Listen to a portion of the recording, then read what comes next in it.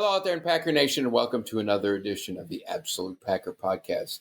I am Andrew Hetzel, and I am sporting glasses at night out of solidarity for my partner here, Jeremy. He had a unfortunate incident where he got a black eye shoveling, I guess. We don't have to get into all the details. But, Elliot came on with the glasses. Jeremy has the glasses. So I said, what the hell? I'll go get a pair of glasses, too. So I'm standing in solidarity with all you guys. Yeah. I mean, we look better with them, but we do. Whatever. We do. Yeah. This is true. As much as when we can cover up our face, we always look better, right? That's right. That's right. Okay. Episode number 76, which I have named Dillon, you son of a B word, which is an homage to my second favorite movie of all time, the original Predator with Arnold Schwarzenegger and Carl Weathers.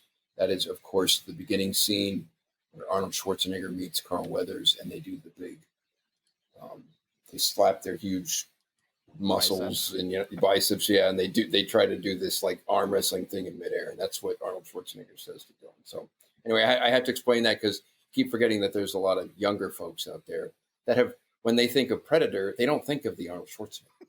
They probably think of the newer ones. The pieces of crap that are out there. The original Predator was...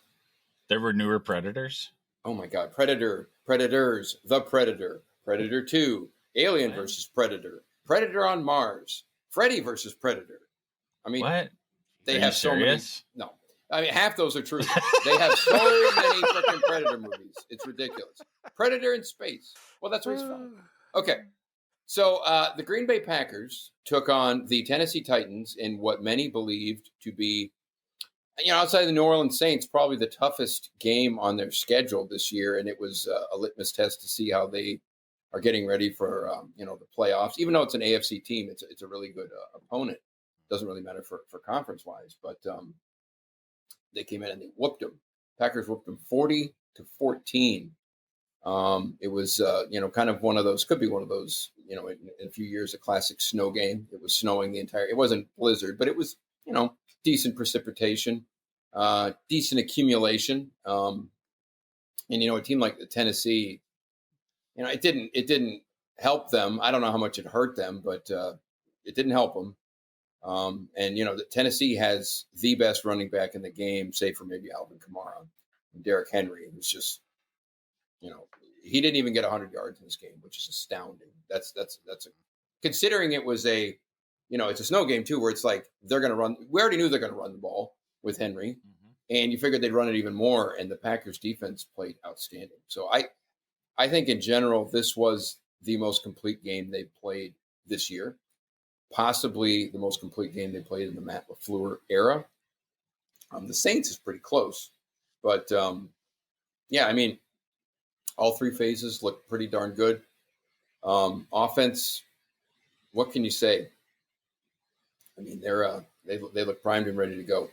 And before I get too far ahead of myself, let me introduce the other folks here. We've got Andrew Hetzel, Jeremy Hautala, Elliot Christensen. What's up, boys? AJ Dillon. Yeah, Jeremy has a man crush on AJ Dillon. After this game, it's easy to see why. We had been waiting patiently to see him, their second-round pick, who had been, it's abbreviated training camp because of COVID. He was already the third string coming in, and then he got COVID and was out for, it was either 5 or 6 weeks. So, I mean, you're already behind the 8 ball being third string, being a rookie, and then you get COVID. So it had been, it took until game 15 to basically see him get some meaningful snaps. And I think the main reason, let's be honest, the main reason he got the meaningful snaps was because Jamal Williams was hurt. Had he not been hurt, he might have seen a few, but I don't think you see what you saw here. It was almost by necessity. But hey, that's how a lot of different players in this league and in other sports, they come on due to injuries. Just ask Don Mikowski, right? Not saying Dillon's going to be Brett Favre, but it's impossible since he's a running back, not quarterback. But I'll tell you this: he didn't disappoint. AJ Dillon looked pretty good. It's Aaron Jones is kind of he's quick, more shake and bake, I guess, and Dillon is a battering ram. And man, I'll tell you what, he's he's pretty spry because he hasn't played a whole lot, not a whole lot of wear and tear on his tires in the NFL. He had a ton of carries in college, but man, I'll tell you what, he to be able to unleash that guy in the playoffs, hopefully at Lambeau throughout there. If I were other defensive coordinators, I would be worried because they might have the best overall running game in the league right now, along with the MVP at quarterback, which is just astounding. But hey, yeah, you've got lightning and thunder. You got lightning and Aaron Jones and thunder with AJ Dillon. How long have I been saying AJ Dillon? Why did we draft him? I mean, I know. I literally, when Andy says I have a man crush on the guy, I do. I flat out do, and this is why. I didn't expect him to have 124 yards and 2 touchdowns, 21 carries this game, but thank goodness it was this game because we needed it. And I think he was instrumental in the offense's ability to just pretty much go up and down the field on Tennessee. I think it really helped them. And it helped Aaron Jones, too, in the second half when he had that 70-some yarder that he actually stepped out of bounds. I know. That was crazy. This is what I've been waiting for, is I want everybody to see what this guy can do. And this is a great reflection on what he can do. And I pointed it out in our chat. The guy is always moving forward. And I think that's, people kind of look at that and say, oh, that's a simplistic view. It's not. It's, if you watch Aaron Jones on 3rd and 1, 3rd and 2, he's falling back, He hits a wall and he's like stopped on a dime. That's something they're missing. Right. And on that second touchdown, I sent you guys that screen clip of him running over 92, a 300 and some pound defensive lineman. He made him look like a twig. I just ran him over. It was phenomenal. And, I appreciate guys that get the tough yards. He can do that, It's sexy when the guy like Aaron Jones can get, the big run and not even get touched. That's great to have. But there's something about a guy that running over other defenders just invigorates the team. You know what I mean? So hats off. And it has a trickle-down effect throughout everything. I mean, It gives Jones a rest. It allows you to use Jones in other manner, in other areas, if you will. I mean, when was the last time they used to line up Jones a lot at not a lot, but here and there at wide receiver. And I mean, look, Jones can obviously catch like your standard like wheel routes and stuff like that. But I remember earlier this season, there were a couple of times he lined up wide and caught like phenomenal catches over cornerbacks. And we're talking about Aaron Jones, their starting running back. So it's like, I mean, if you're a defense and you're lining up against number one, the Packers offensive line, which is probably top 3 in the league, top to bottom, you're lining up against that. You're lining up against Aaron Rodgers, Davante Adams, Aaron Jones, and then this new guy who's fresh and just can run you over. My word, it's like I said, it's scary. In a good way. And he adds another element that we haven't had in this team for well over a decade. A battery. Who's Amon Green? Is he the closest? Amon Green was the closest thing, but he still wasn't. He was like a straight hybrid of, you know what I mean? Yeah, he was a mix. He had good feet, he had good vision, he had good speed, and he could. But he wasn't people. A battering ram. No, but he could run over people, and there's plenty of clips that show him that he did. So, but Dillon has those legs. He was moving the team. He was pushing the whole pile Whenever forward. he got the ball and there were defenders on him, he was still falling forward. He was still gaining a yard. When he got hit at the line of scrimmage, he was still falling forward for a yard, And in football, a yard is a yard. It doesn't matter how you get it, So it was just great to watch, And even for Packer fans, just to see the snow, Christmas time and all that kind of stuff, it was really... it invigorated, I think, Packer Nation. It invigorated me to watch that. So does this mean that for the final game in the postseason, we can say goodbye to punts and field goals? Let's hope. Punts, I'll take. Field goals, you don't get any points out of punts. You get points out of field goals. Well, we can get rid of punts, but field goals, I don't know. Need the points sometimes. Yeah, this was, going back to Dillon, obviously this was basically, it was his first meaningful carries, and it was his coming out party at the same time. So that's obviously good to see.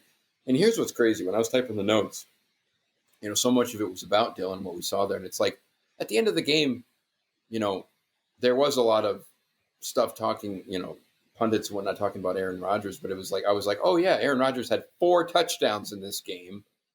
And Davante Adams he's like in a freaking cheat code right now. Davante Adams. I mean, I put in the notes, I'm running out of superlatives what to say for this guy. There were 2 amazing catches, and that second one where he caught the ball. I mean, Rodgers threw it perfectly. Look at the tip of his fingers. It was like he had to go low and out along. I'm watching that in real time. It was just like my jaw, because you're like, he just constantly outdoes himself. I didn't think he had it. Like, I'm like, he is just. I was thinking, well, you can't get them all, Now, let's see. He's got 17 touchdowns with a game to go. The Packers record is held by Sterling Sharpe in 1994 under Favre. I mean, he could easily break that. Well, he should have broken it if he didn't miss 3 games. So, you know what I mean? That's the other thing you forget. The guy missed. I mean, if and buts or whatever. But I mean, had he played those 3 games, he'd be looking at beating Randy Moss's NFL record, who had 22 with Tom Brady. Yep. But he's so smooth. It's ridiculous. In a snow game, you're like, look at how graceful this guy. Everybody else is falling over looking silly, and he's just like a. I know. Well, and you know what? It was like there was no snow at all. Oh my God, he's so smooth. He makes it look so easy. I couldn't even walk to the car. I couldn't even shovel. Any pro athlete. Couldn't even shovel. And that guy just catching balls like nothing.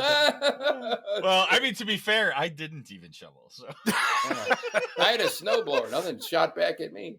But I think any athlete or anybody doing their craft, when they can make it look so easy, that's when you truly realize how good they are. And you know what? As much as we're talking about the offense, we have to talk about the defense. Because, absolutely. That was the best the defense has played under Lefleur. Maybe not Pettin, I guess, but I mean, considering they were going up against the best running back in the league, they played outstanding. They held it. Look, if you hold him to under 100 yards, that's not a moral victory. That's a victory. He was coming into this game 9 road games over 100 yards rushing. We stopped him at 98. So we stopped his streak. So is the Packers defense sandbagging us the whole season?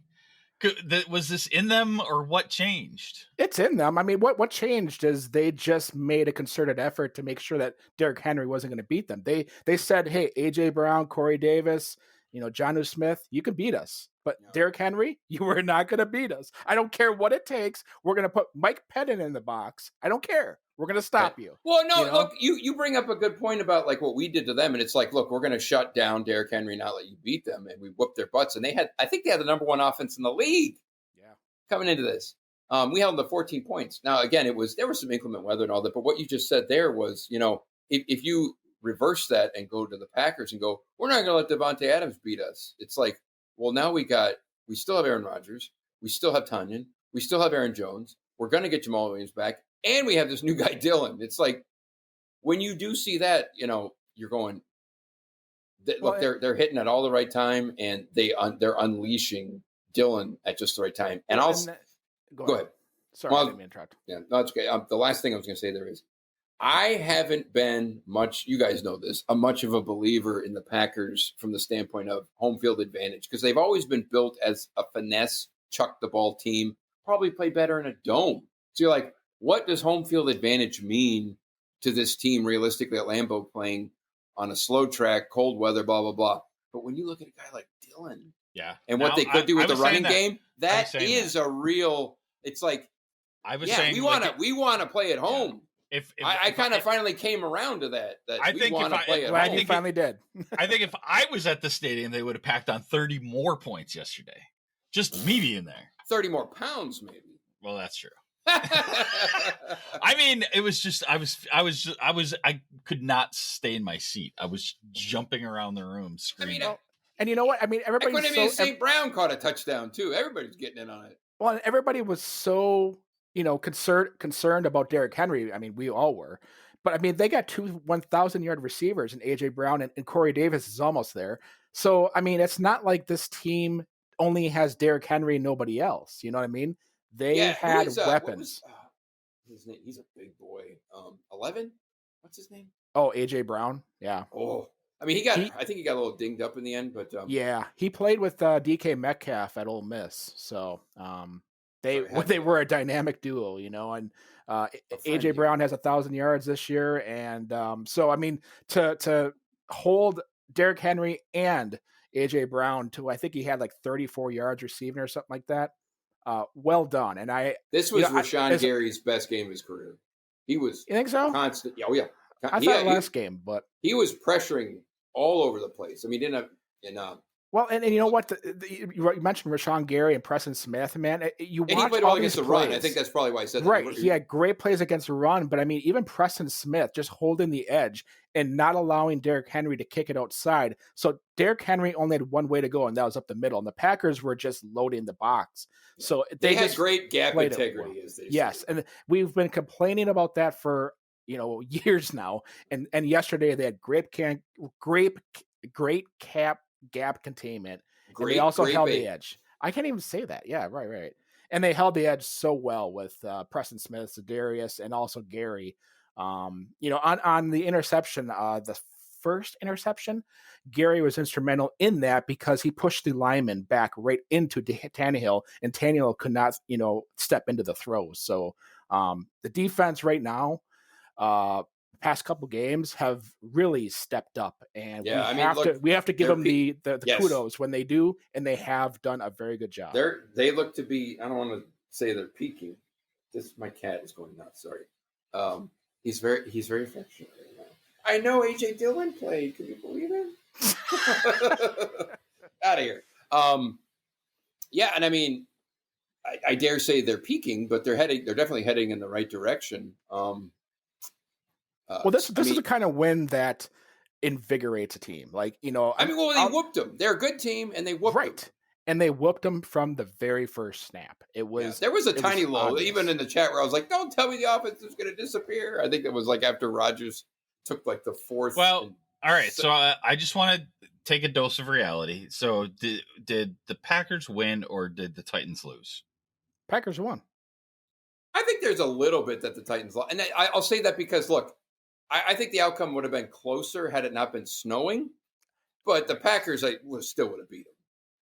I mean, and the Packers just proved that they can play in inclement weather. So, and the Titans proved that maybe they just aren't meant for that. So, everything that I thought going into the game was. I mean, I don't think it would have been reversal of roles. Yeah, I don't think if it, let's put it this way: if Jamal Williams played and there was no snow and we didn't have AJ Dillon, I still think we win that game. But it would have 230 some yards of rushing offense. I mean, we had 234 yards rushing. It's crazy. Yeah, Rodgers only passed for like a little over 200 yards, but it's like they rushed for a ton. That's what's not. It's like Rodgers. So he did have a weird interception. We're kind of bouncing around a little bit here, but it's like he had a Brett Favre like interception. Rodgers. He like rolled to his right, waited way too late in the progression, threw across his body. It was a Brett Favre throw that went right into the waiting arms of a defender, and I was like.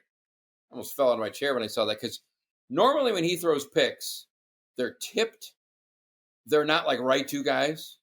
So it's his fifth interception this year, but 4 of them have been at least like half contested and they weren't right to the guy. When he threw one across his body like at Pee Wee football, like you don't do that. I was just like, what the hell? But the guy's got 44 touchdowns and 5 picks. Yeah, if the game was 19-19 and that was an interception, yeah, we'd be talking about it now. But that's the other funny thing in too. Hindsight, like he threw a bad pick and it meant nothing. It literally, right? You were just like, what? But it's good to have that luxury. It's good to have that luxury that you know what, you don't have to play the game so tight that one turnover could make or break your game outcome. And they did. I mean, this whole game, they could throw that interception. They finally looked like they had the killer instinct. They gave up the ball in their own side of the field, and they still held them to 0 points. So, and I'll take. Did they get Alexander had a 4th down pass breakup? He might be the best cornerback in the league. He might. Yeah, I mean, Jalen Ramsey's up there. I know Stephon Gilmore. I mean, Stephon Gilmore's on the Patriots, who this year are not a very good team. But and Jalen Ramsey's like a freak. I didn't know a whole lot about him. He's like 6'3". I mean, he's like 4 inches taller than Jair Alexander, and he's just as fast. That's freaky. And he ran like a 4.3. I'll take Alexander over anybody. He is. People are like, oh, he has no interceptions. I'm like, nobody throws to him. That's not the whole reason, but that's part of it. I mean, people know not to throw to him on his side or whatever. Man, it's those they don't. Sounds like you guys are on the bandwagon. Well, when you think about when you think about a cornerback, like having a shutdown cornerback, everything starts with a quarterback. You got to have a good quarter. I think that's where it all starts, right? What if you're going to list your top what sort of back? Quarterback. Okay. Quarter pounder. I don't even know where I'm going. But no, if you're starting your team, let's say, what are your top 3 positions, offense and defense, starting with the most important? I think quarterback's 1. And then where do you go from there? And I would say cornerback is up there. Well, I throw a pass rusher because if you can disrupt the quarterback, you can make the game much more manageable. Maybe in today's day and age, you could say it's 2 and 3. It's almost like 2 and 2A. I would throw cornerback, 2B or 3 or whatever. I mean, just because pass rush means so much these days, you know what I mean? Yeah. If you can get, and that's what cornerback does too, because everybody's just throwing all over the place, you know? Right. I mean, there's not many teams that have a shutdown corner in this league. So I mean, there's only a handful of them, and we're one of them, you know, which is fortunate. But like pass rush, easily Gutekunst's best pick. Yeah. And I think was that his first pick? He's a first round pick, wasn't he? In 18. Yeah, I think it was. I think that was his first draft pick. Yeah. Hit a home run on that. He's had some doozies, but and Elton Jenkins is looking good, and Darnell Savage is coming on. Really coming on. And even Amos, who's a free agent, obviously, he looks good. Amos is you get the feeling that with Savage, the last few weeks they're kind of like letting him do his thing. I think they were holding him back, telling him to not roam and not go out and make plays. And I think at Maryland, from what I can recall, looking at his scouting report, he was like a playmaker. He would go out and ball hawk, and they were asking him to kind of sit back and do all this zone nonsense and, you know, kind of stifle him. After the Indy game, I think Zadarius Smith went to Penn and said, "Let us play," and they've been allowed to play, and now we're seeing how good this defense can be if you just let these guys play and let their athletic ability do the talking rather than just letting everything be caught in front of them. This is where the defense can go. It can go high if you just let them play. Yeah, put them in position to make plays and allow them. It's exactly. Even Kenny Clark. I mean, he was hurt for damn near half the year, I guess you could say. So it was going to take some time. He's looking great too. He had a stuff of Henry. Oh, it was a loss. I think he just flew right through, like went right by the center, and basically damn near took the handoff from Henry on one. And I think he had a sack too, didn't he? I don't think so. I think the only guys that had sacks were Zadarius and Kirksey. Didn't Gary have one? I guess he was pressuring a lot. I mean, as long if you don't get a sack but you're consistently pressuring, I'd probably take that over like not getting any pressure and then just gifting into a sack. You want consistent pressure. Yep. But yeah, it's what can you say? It's kudos. That was we were waiting for the complete game, and I mean, you could say that the special teams, Crosby's having it's like he was perfect on field goals this year. He had one blocked in this game, and then it was called back because of some goofy offside penalty So that doesn't count against him then, right? I don't know. It's a good question. If it was a penalty, I guess not. Right. It was a penalty, so the play doesn't count. Yeah. They went over and over on that, and it's like, I don't see that guy offsides, but whatever. It didn't look like it, but they didn't have a good, they have those views that go right down the line of scrimmage, and you didn't have that. No, with the snow, it looked like they were all like off center. It was right. I mean, when you looked at the play that they gave us or the shot that they gave us, it looked like the outside guys were off sides, but it looked deceiving there, you know? Right. Yeah. And the good news on that particular play was J.K. Scott made the tackle. He didn't do much, but he actually got his hands dirty a little bit there. Yeah. But he missed another he's missed 4 extra points, so it was kind of a funky game for Crosby, I guess. Yeah. I was going to say, J.K. Scott, boys can do men things, so. I just want us to not have to rely on Crosby. I can tell. We know that, Elliot. We know it. All right. So the other on offense, we talked about the offensive line. Corey Linsley came back, started our starting center after 3-game absence. I think it was a knee. Was it an MCL or something like that? MCL. Yep. He came back, and they looked great. Look, I mean, they didn't suffer that much without him. I say that, and then when you look at what happened to Patrick, Lucas Patrick against Carolina, he was the odd man out in this game.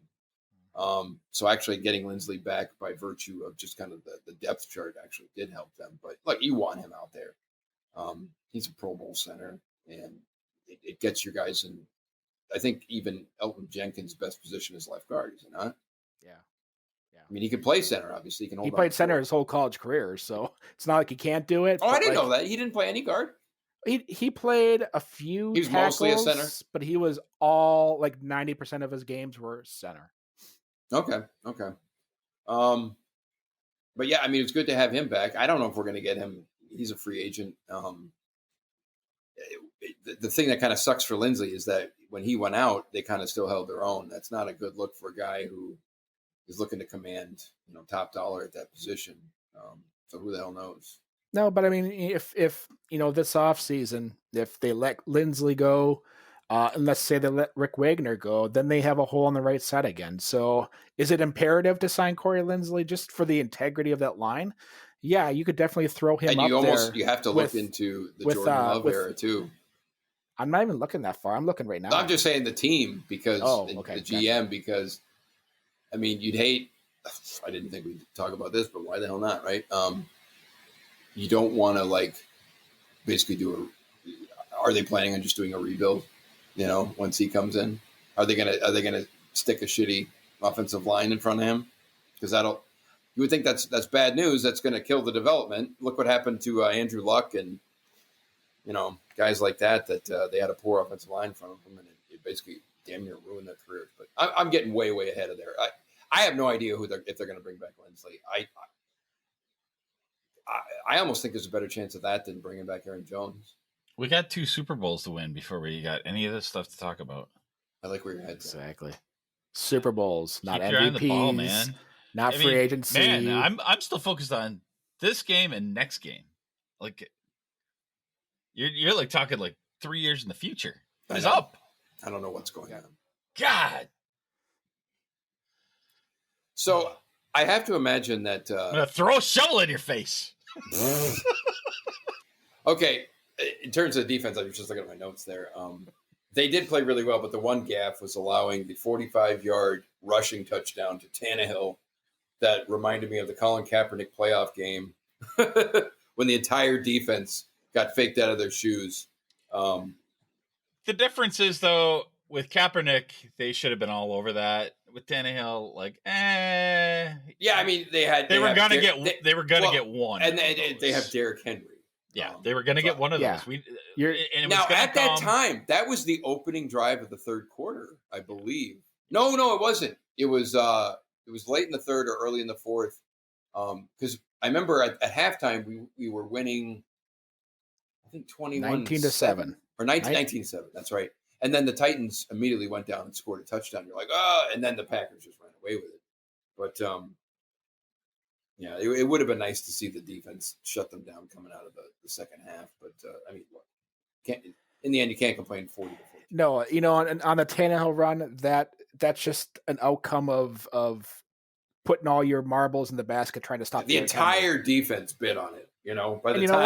By the time anyone got close to him, he was already at like the 10-yard. Stuff like that is just going to happen. You're going to have the unexpected happen, and nobody's going to see it coming. The best defenses have it happen to them all the time. So yeah, you wonder if they if there was any film on that, or if they just kind of no. And you know what? I give them credit for sticking to the game plan too. Yeah, they didn't get out of it. Mm-hmm. You know, so I'm with Jeremy on that. Like, give them that. Give them 7 on that. I don't care. Yeah, I mean, you don't want them being like, oh no, now we got to worry about Tannehill scrambling. Well, you know, at the time it sucked because that made it 1914. You know, so we're like, that's when Andy was like, oh God, what's going to happen? You know, so they're a great offensive team. They are. We can spot them 7 points. You know, it's funny if that's what it takes to win. Now, obviously, that offense is run by, pardon the pun, but Derrick Henry, and you got, I mean, Tannehill. He looked like crap in that game. How good is he? He's good in general. Is he? But he had, they made him look like crap, and that's why Tannehill is kind of a one-trick pony. He has to play within the game plan for him to be successful. And the game just got away from him. And you got to have Derrick Henry taken over to allow him to. Well, that's the game plan. Well, their game plan is play action, and they feed off of Derrick Henry. You know, obviously catching a lot of or getting a lot of yards on the rush, and then the play action with the pass to AJ Brown. They live off of that. That's what we live off of. We're trying to. That's what Lefleur brought here. You know, so what we saw in Tennessee is what we're trying to do, and there is nothing wrong with that because it is highly successful in today's day and age of aggressive defenses overplaying everything. So that's fair. And speaking of, you know, short yardage with now we have AJ Dillon. They did have that. It was either, I think it was 3rd down, and they brought in Aaron Jones, and he got stonewalled. And then I think they brought in Dillon on 4th and 1, and he ran for a touchdown. Yeah, Dillon converted a 3rd and 3 in the 3rd quarter, and then he had that 4th and 1. And he ran in for a touchdown. But that was it was Dillon on that play. But I mean, Allen Lazard had a kick out block on there, and Turner had a steal off block that gave him pretty much and what you want your running backs to go up against is your secondary, and that's exactly what they had drawn up, and it worked out perfectly. I would not want to be a cornerback trying to tackle AJ Dillon. No. You'd get what you get this. You get the old snow shovel in the eye. The all snow shovel 22. If you're lucky, that's all you get. Yeah.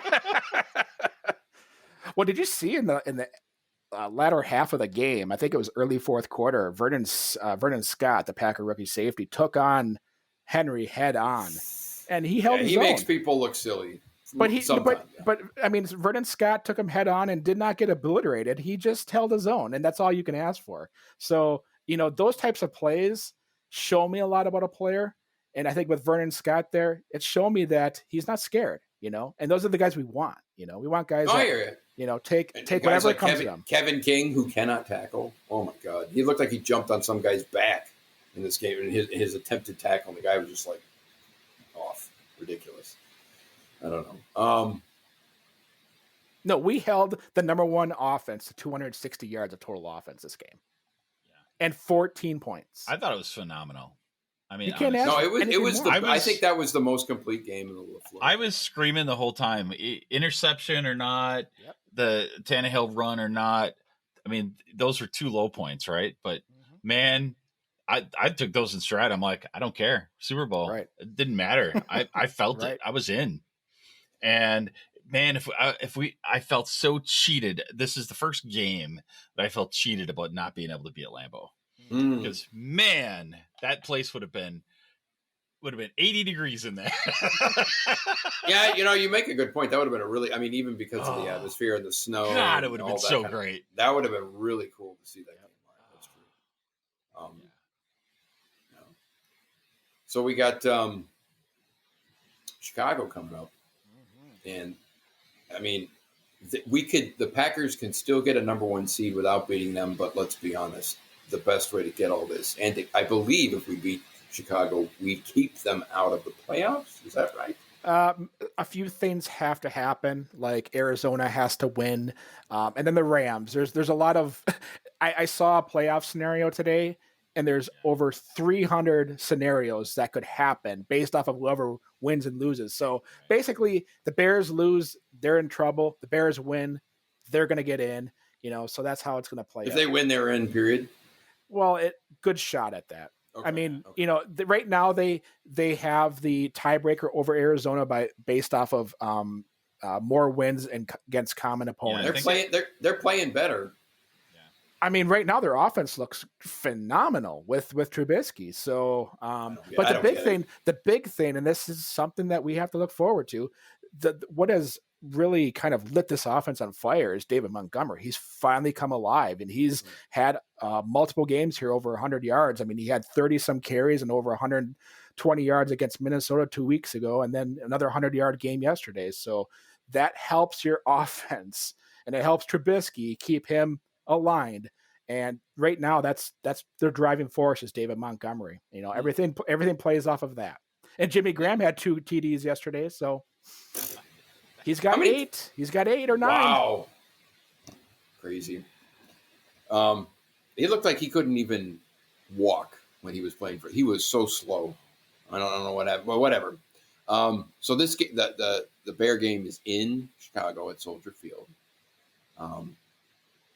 I mean, I feel pretty good about it, but it's a division rival with everything to play for, obviously. And, you know, the good news is we got something to play for. Right. I think that helps. I mean, both teams really have everything to play for. Chicago needs to win to make sure they get in. Right. We need to win to make sure we get the number 1 seed. Right. So week 17 against, Packers, Bears, you couldn't ask for a better matchup. And look, I mean, Rodgers, I don't know about what you guys think, but I think Rodgers has taken the lead in MVP. He's up there. Yeah, I'm not saying he's running away. I'm not saying he's running away with it, but I think he's ahead of Mahomes now. It's a weird, the stats between those when you compare him, Mahomes and Rodgers. Rodgers has like 6 more touchdowns, but Mahomes has 800 more yards. So I was going to ask you guys what you think about the 2 guys last night going on and on and on about how they think that I had the volume. Are you talking about Collinsworth? Yeah. I had the volume all the way down. I was listening to music. Okay. So they were going on and on about how they felt like Rodgers is clearly taking the lead on that. Mm-hmm. And so I wonder how that plays into the voting. Like how that sentiment, because everybody watches that game, that Sunday night game. They're all watching. Well, I mean, that was a national, national game, and he played great. Right, and I know Troy Aikman has a vote, and I wonder if Chris Collinsworth has a vote. I don't know. I'm sure. Yeah. Or Al Michaels. I don't know. Right. So does it have an effect on the MVP voting? Yeah, I would think it does. Right. And I think we were talking about Rodgers. He was kind of here. In the past 3 games, it's right. Trending upward to the point where I think right now it would be a shock. It would be a shock that he would not win the MVP just based off of what he's. I wouldn't be shocked, but I would be surprised. Basically, I mean, because Mahomes and him are. It's like 50-50. I see it 50-50. Yeah, I mean, maybe a tiny edge to Rodgers, but look. But how the media up plays everything. And right now they're on Rodgers' bandwagon. They haven't even talked about Mahomes for weeks. In fact, yesterday NFL Network was saying Mahomes, where was he yesterday? So he had kind of a ho-hum game. Yeah. So I mean, those types of games really hurt you if you're looking at individual awards like the MVP. And Rodgers right now, he's been playing lights out. So, and him being a younger player, I wonder how that impacts him going into the playoffs. As far as Mahomes, yeah, he's already won a Super Bowl. I don't even think that matters anymore. I don't know. I'm wondering. I think that's a fair question. He's getting maybe some of the first real negative press that he's had since being in the NFL. I see what you're saying. Yeah, Rodgers has seen the whole everything. Rodgers probably gets he probably gets more of the sentimental edge because he's an older guy. He's playing well. He's in a new coach, so he's got like that kind of stuff going for him. I would say Rodgers is a little bit ahead. Now, if he comes out and throws for 4 touchdowns against the Bears, I think he locks it up. But if he comes out and he plays, just okay or whatever, and then Mahomes throws for 5 TDs, that could sway it right there. I think if he wants to win it, he needs to play well in this last game, I think, to kind of put it away. Well, Kansas City has nothing to play for, so he might not even play this last game. They have the number 1 seed all wrapped up, so pretty much they're going to sit out their starters. Now, are they 15-1 or 14? 14-1. They remind me so much of the 2011 Packers. I know, almost identical record. just coming off a Super Bowl. Offense obliterating opponents. Yeah, I mean, I don't know. I don't think their defense is as bad as our defense was. No, our defense was much, much worse. But we had like the 32nd ranked, I think, pass defense that year or something. But I don't think it's quite as bad as that. But there's so many parallels to what they're doing there. They could get blown out in one playoff game. Happen. Boom. Right? I don't see them getting blown out. I don't know. I But mean, blown blown out is a strong way to say it, right? Yeah, But and I mean, I say that, but then we go back to out. 2011. You're like, we're not going to get blown out, and then they got freaking blown out. You know. Well, people were calling this game yesterday a blowout. I wouldn't have called it 40-14. That's a blowout. That's a blowout. That's a blowout. Oh yeah. I would say anything. Well, I want to get inside. I want to get inside your brain, Elliot. What makes you say that it wasn't a blowout? Just didn't feel that way, or what? I didn't. I mean, I want to get inside my brain too. We're gonna reach in because I felt like we had this locked up from the get-go. So it felt like it was a well-played game, even when we had those low points, like I said before. But yet, it did. The score did tighten up. It was like 19-14, I think, right? And so it didn't feel like a blowout, though. It felt like we felt like we had a comfortable lead, but not a blow. Like, I don't know. I mean, maybe my expectations are too high. I think the fact that it got that, I think it got the fact that it got that close. Yeah, is I know what you're saying. And in the end, it was a blowout. And so that's all. I guess that's all I mean. Like that they still had a shot. So like when I think of blowouts, that's what I'm thinking of. You're thinking from the very first snap to the end, I'm like it's never within like 3 scores. I don't know. I mean, that's impossible, really. So, I mean, it just doesn't happen. All right, get out of your brain. Yeah. I know. Yeah. No, I get where you're coming from. And especially in the playoffs, it's highly unlikely. So, I mean, that's probably about as close to blowout as anybody's likely to get. But I just feel like I was there for that Kaepernick game in the playoffs, and that felt that just being there, that felt like we were blown out way worse than what we did to the Titans yesterday. Wait, the one in San Francisco? No, the one here where like at that Lambeau. Wasn't a blowout. Oh, that was God. 23-20. That came down to a last-second field goal. Yeah, but it felt like a blowout. Really? It felt like we were never in it. It felt like we were never in it. Well, was it because the teams were so different as far as their records? I mean, you had the 49ers, I think they were 12-4, and the Packers were 8-7-1. Was that a factor in your thinking? Probably. But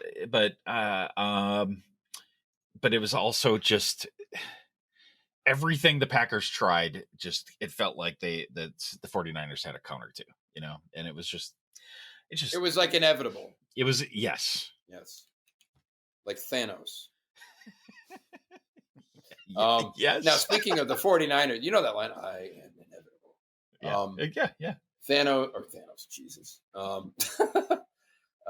My dad, speaking of 49ers, I thought you were talking about the one in San Francisco. He went to that game. Yeah, I remember he said that. There. He was there at that debacle. That was even worse, I think, right? Oh, that was like, it's like 45. Yeah. 17. That was the apex of when Dom Capers, that was when he should have been fired. After that game, he should have been fired. He shouldn't have been let on the plane after that game. That was an embarrassment.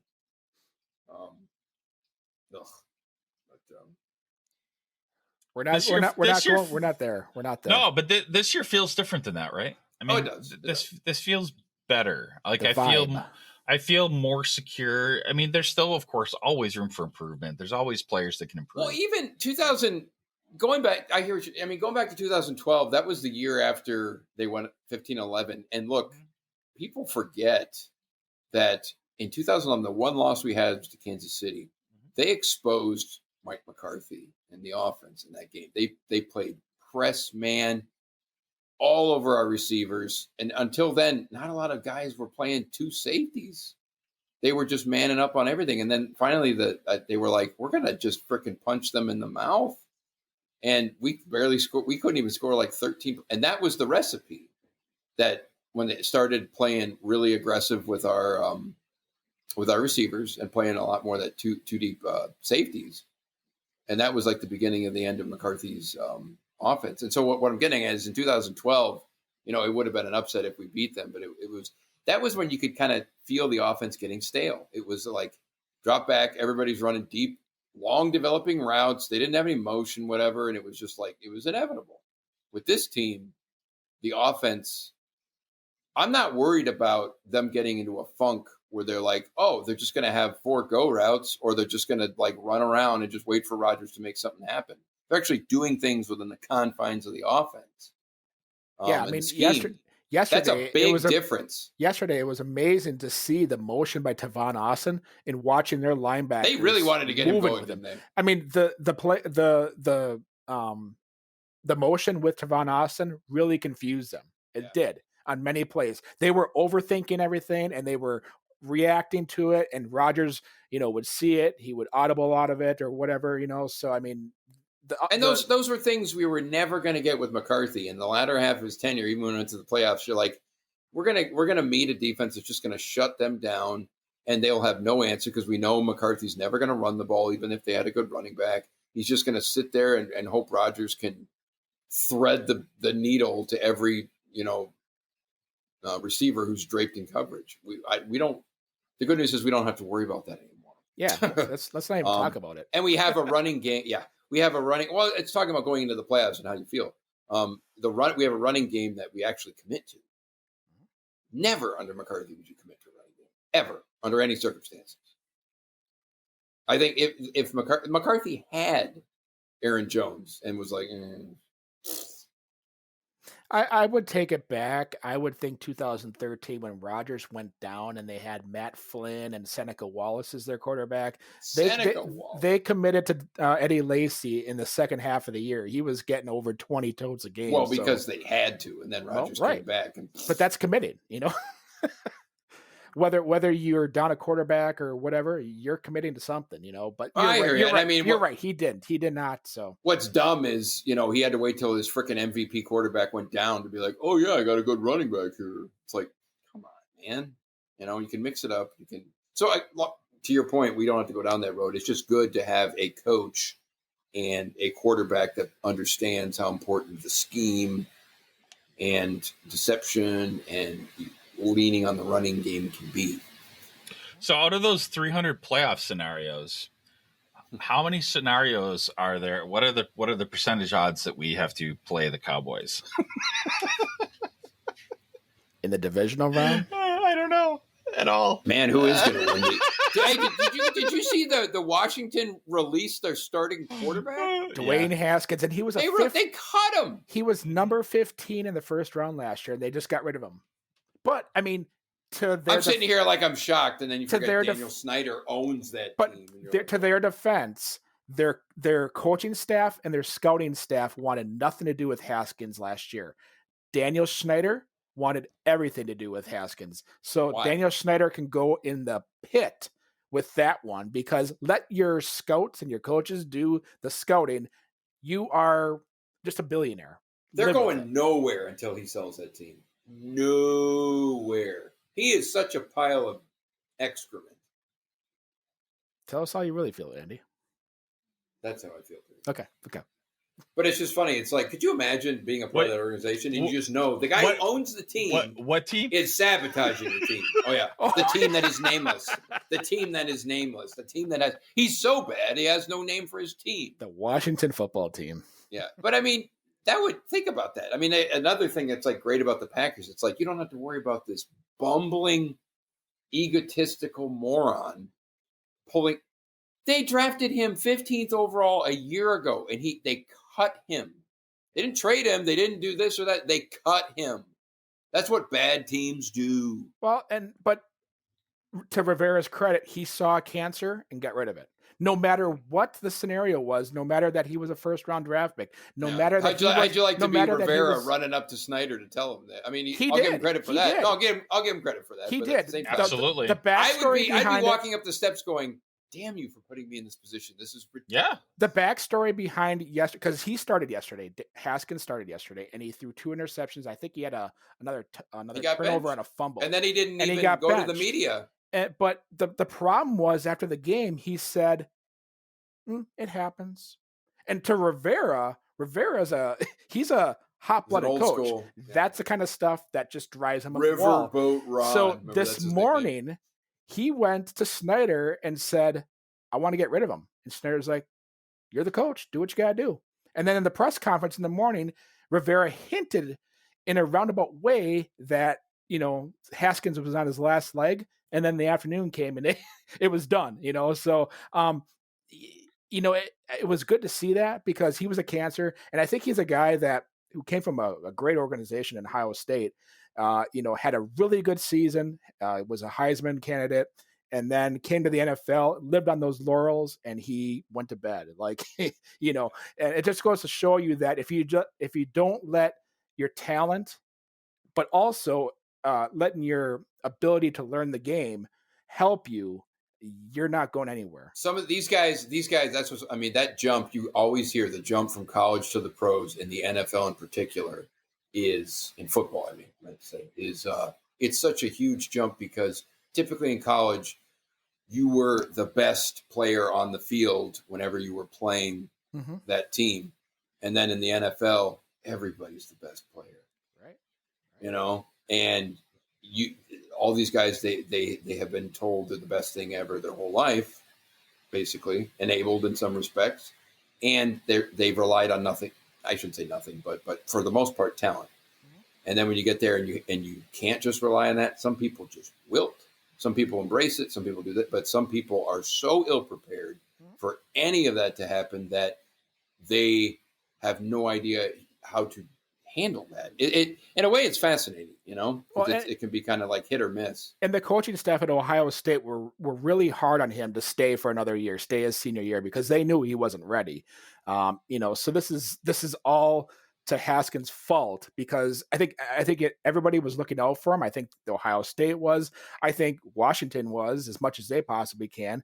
And he just didn't give a damn, and he's looking for a job. Again, this is how the other half lives, right, in the league. Right, I mean, we're so lucky, and it's at some point it's gonna happen. Hopefully no time soon. But man, I don't know. No, you don't, do you? I don't, and I don't want to know. Not our pig, not our farm. There you go. Did you see that video of JJ Watt after they lost? Ooh. I saw that there was a video. Was it? It was a good. I mean, it basically he was calling out. It was really good. He was calling out his team for basically dogging it. Yeah. Since they're not playing really well, and he just, I would encourage you to watch it. I don't know how I feel about that because does that make him good or does that make him bad? Like I don't know. I didn't see it yet. So well, it just shows his character. It shows he wants to win, and if a team is not shown any effort, it's not exactly what you'd expect. I would watch it because when I first saw it, I was like, oh, here's a guy getting on his high horse, kind of a thing. Okay, but this is not the first time he's done that this year. No, I agree, and it's pretty good. It's only like 2 minutes, but I would encourage you to watch it. It's pretty good. Yeah, I mean, you can tell he does want out of there though, because they're going nowhere. Yeah, they had a few signs of life a few years ago, and then Bill O'Brien, how they let that guy just he damn near sabotaged. You forget he traded DeAndre Hopkins for like a bag of rocks, and Jadeveon Clowney for a bag of rocks. Well, Clowney, what's he doing? Is he in the league still? Yeah, he's with Tennessee, but he's on IR with a leg injury. Guess who is probably going to go on waivers any day now? Snacks Harrison. Yeah, he's gone. Would you pick him up? I mean, the fact I would for depth. Pick him up, baby. Yeah, but for depth. But here's the caveat. Okay, so he was in Seattle, and he wasn't playing as much as he wanted to, and then he was inactive, and the guy gets a little irritated. Now, from a veteran, you don't expect that kind of stuff from. I mean, a 30-some-year-old guy. Do I want that kind of guy on my team that is going to get irritable if he doesn't play a lot? Now, I want guys to play, but right now, you would almost hope that we don't need that rock that wavers the calm water, and I think that's where we're at right now. So I don't want him here just for that reason. Those are the kind of guys that like the Patriots could easily get a hold of for cheap and be like, look, this is your last chance. You want to win a ring? Come here, shut up and play. And right. they always did that, But let's just say that they do pick him up. Are they going to play him? I mean, they picked up Rush, and he was inactive. Yeah. They picked up Ryan Price off the street the other day, and he played 9 snaps yesterday. So would he play? I don't know. By the way, what's going on with Montravius Adams? He's still hurt. He's on IR. Like done, or can they bring him back? I think he's on official IR. I think he's and it's a toe, like turf toe, something with his ankle or toe. Yeah, I don't remember exactly what. Because I don't know. You. What's sad is 2nd round pick, and you forget he's on the team. I don't know. We'll see what happens. Yeah, but whatever. I literally, once I was thinking about Snacks Harrison, I was like, wait a minute, we have Adams, but wait, we don't, because he's not playing. No, but Billy Wynn is probably going to be eligible to come off the injured reserve here. So I think they're pretty happy with what they have currently in house. I don't think they're going to go on the outside anymore and pick anybody up. Yeah, I tend to agree with that. I mean, hell, it looks like they may be able to get better from within in general. I mean, I've been especially saying that they need better internal growth. And right now, the last few games, the internal growth has really risen to the occasion. And that's all you can ask for is that, guys like Equinemius and St. Brown step up. AJ Dillon, when he comes in and he's, has to play, he steps up. The beautiful thing about AJ Dillon that you forget is that he's a 2nd round pick. He may be the 3rd string running back, but he's a 2nd round pick. So it's like, it wasn't like, remember in the Super Bowl year in 2010 when James Starks kind of came in during I think he was on IR or he was on something or another. He was hurt, but he was a 7th round pick. Dillon's a 2nd round pick. He's a really high pick. Jeremy has not let us forget this 1 week. I don't know what you're talking about right now. There's not 1 week that has gone by where Jeremy is not. He definitely. I'll tell you what. Whenever they would have a 3rd and 1, and they'd pound Aaron Jones into the center of they'd go between the tackles, and he gets stymied. He'd be like, "Why did you even draft AJ Dillon?" Now and you know. I felt that because I'm like, well, he was probably pretty good, but then I thought, okay, well, the coach had some reservations, but it must have just been the COVID thing because he's awesome. You know what? He's truly awesome. Well, it could be. I mean, it could be too in this. I don't want to say this offense. It's kind of a cop out in a way, but I think there is truth to it that in the passing game, we'll say blitz pickup and screen game, you got to have your ducks in a row there. And I think McCarthy always said this, and I think it's probably true with Lefleur too, from the standpoint of Rodgers, everything runs through him, and you got to protect your quarterback. If you're a battering ram running back and you can do all that, but you are not up to speed on pass blocking assignments, blitz pickup, and screen game, you're probably not going to. I have to think there was something there that took some time. In addition to COVID, because at Boston College, he wasn't asked to do any of that. He was just run. He caught 25 balls this whole. And in this offense, I mean, it is run first, but I mean, you got to be able to blitz pick up, protect the quarterback, pass block, and be involved in the screen game. I think that's a part of it too. Well, whatever they did, it worked. You know what? Really? I went from being a naysayer to being a disciple. He is a big. For whatever reason, when I look at him, I think Jerome Bettis, but he's not quite as like Jerome Bettis was even like he was just bigger. He wasn't like more athletic. He was actually bigger. AJ Dillon isn't quite that big, but he is definitely who's his most like who's the closest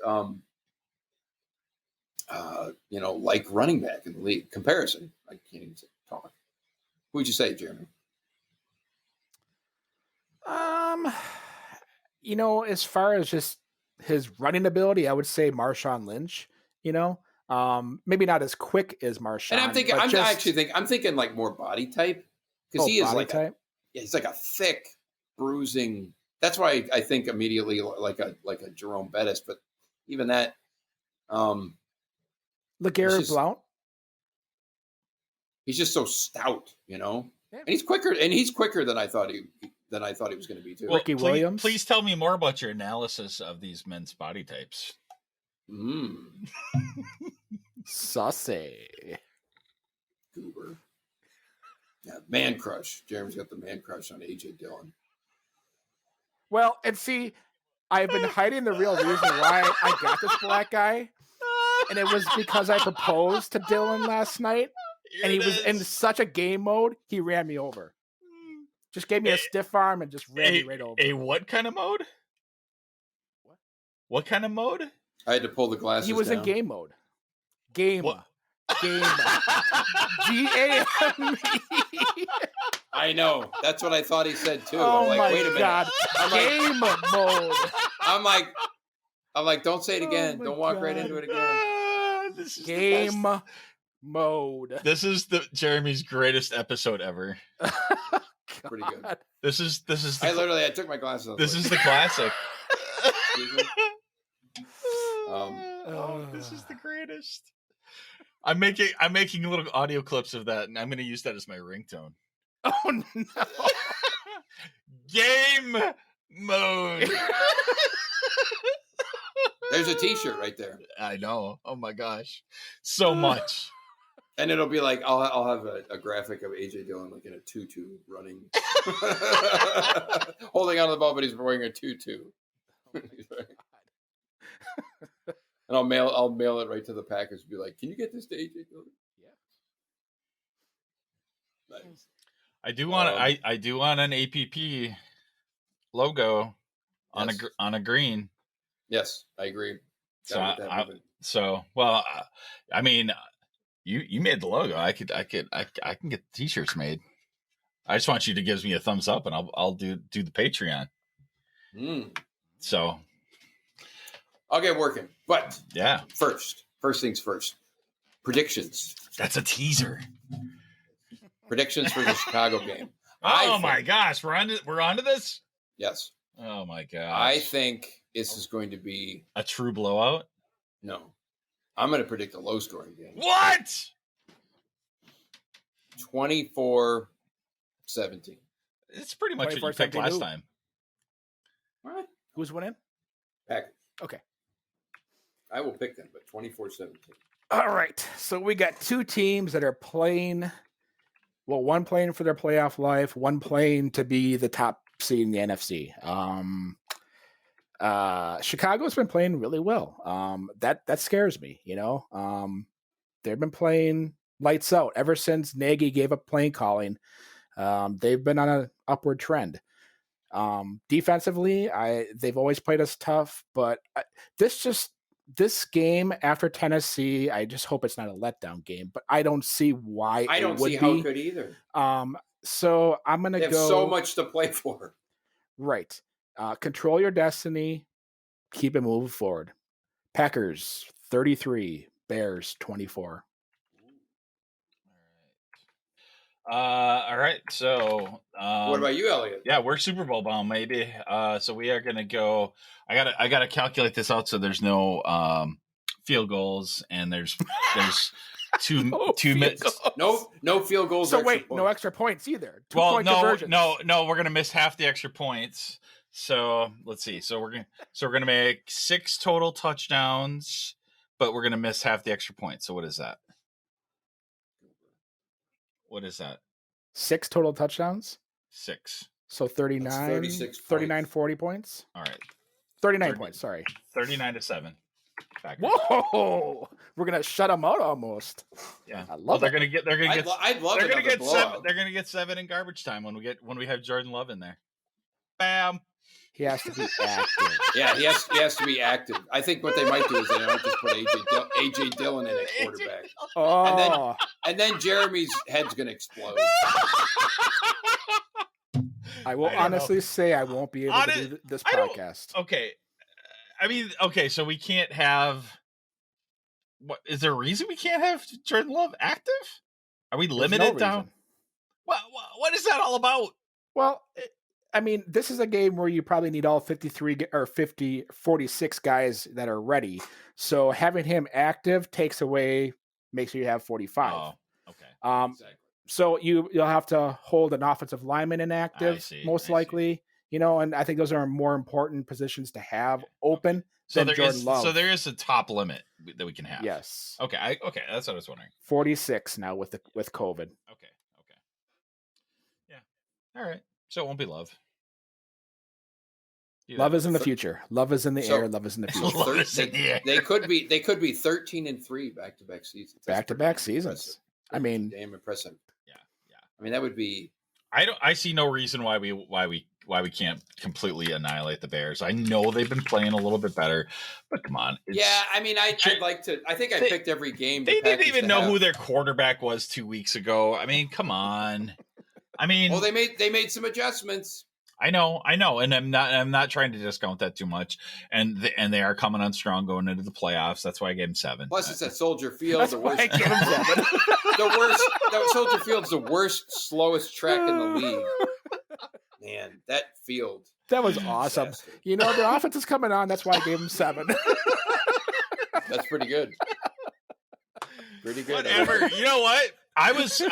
My prediction was low last game, and I'm like, I can't believe I was low. So I'm not letting that happen again. I need to have my true belief. I'm surprised I didn't receive any flack for last game's predictions. You picked. I was given flack to everyone else about you. Yeah. Well, I don't. You need to write a personal handwritten letter to AJ Dillon apologizing for picking against that team. Yeah. Why would I apologize? I'm going to be on my knees. Oh boy. Do you realize what you just said? I went there. I don't know what to say. I'm down on bended knee. So now look, that black eye. Ooh. Wait, what did you just say? That black eye, where did that come from? Me? If you've been on no, I can't. I'm down. I'm spiraling down the drain. I'll stop. Instead of go, I'm going to say, Dylan, I am down on bended knee for you. Oh my God, what is happening? Dylan sauce, man. It's a Dylan sauce. Where the hell did that come from? He's got a t-shirt. And Elliot's all blurred out now. Yeah, my camera is like it's shutting down. It's like I can't handle this. I don't know what's up with that. I got to get a different camera. Next week I will be on a different camera. Alrighty. Well, that was a good one. We are 12-3, soon to be 13-3. Number 1 seed. Team is trending up. The whole damn team, offense, defense. I mean, it's all going the right way. Looking good. Go back, go! Go back, go, baby.